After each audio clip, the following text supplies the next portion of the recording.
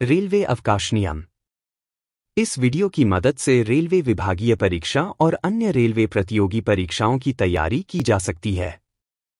आज का प्रश्न, हॉस्पिटल लीव क्या है और इसके नियम क्या हैं? उत्तर, अस्पताल की छुट्टी। समूह ए और बी के अलावा अन्य रेलवे कर्मचारियों को चोट की बीमारी के इलाज के दौरान अस्पताल की छुट्टी दी जा सकती है, यदि ऐसी बीमारी या चोट सीधे आधिकारिक कर्तव्यों के दौरान होने वाले जोखिम के कारण होती है, तो चिकित्सा प्रमाण पत्र प्रस्तुत करने पर एक अधिकृत मेडिकल अटेंडेंट से अस्पताल की छुट्टी ऐसी अवधि के लिए दी जा सकती है जिसे देने वाला प्राधिकारी छुट्टी वेतन पर आवश्यक समझे। ऐसी छुट्टी की किसी भी अवधि के पहले 120 दिनों के लिए छुट्टी पर रहने के दौरान औसत वेतन के बराबर और ऐसी किसी भी छुट्टी की शेष अवधि के लिए आधे वेतन की छुट्टी के दौरान छुट्टी वेतन के बराबर।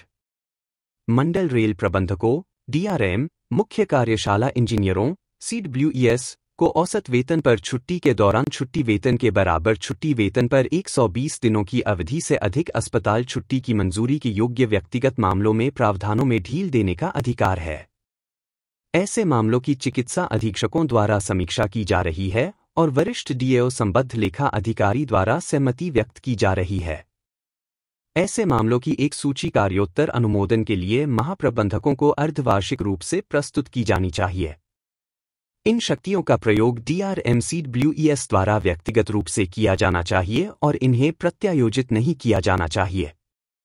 गैर विभागीय इकाइयों के प्रमुख जैसे कार्यशालाएं, स्टोर JTS जूनियर प्रशासनिक ग्रेड को 120 दिनों से अधिक अस्पताल की छुट्टी देने का अधिकार है और जहां सीनियर स्केल अधिकारी प्रभारी हैं तो उन्हें नियंत्रण अधिकारी SAG में रखा जाना चाहिए।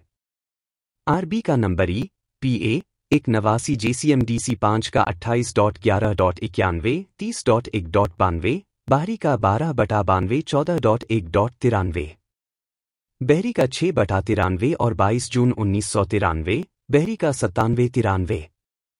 यह निर्णय लिया गया है कि 1985 से 14 जनवरी 1993 के बीच की अवधि के दौरान ड्यूटी पर घायल हुए रेलवे कर्मचारियों के ऐसे मामलों और जहां पूर्ण औसत वेतन पर 120 दिनों से अधिक अस्पताल की छुट्टी नहीं दी गई थी, रेलवे द्वारा समीक्षा की जा सकती है और तदनुसार छुट्टी को नियमित किया जाना चाहिए। 1985 से लेकर बीच की अवधि के लिए प्रत्येक मामले की योग्यता के आधार पर मौजूदा आदेशों के संदर्भ में पूर्ण औसत वेतन पर 120 दिनों से अधिक की अस्पताल छुट्टी के रूप में महाप्रबंधक पुराने मामलों को महाप्रबंधक की व्यक्तिगत मंजूरी से नियमित किया जाएगा FA एवं CO की सहमति से।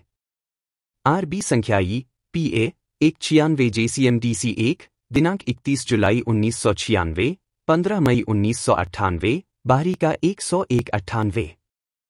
महाप्रबंधकों द्वारा रेलवे कर्मचारियों को दी जाने वाली अस्पताल छुट्टी की राशि असीमित है।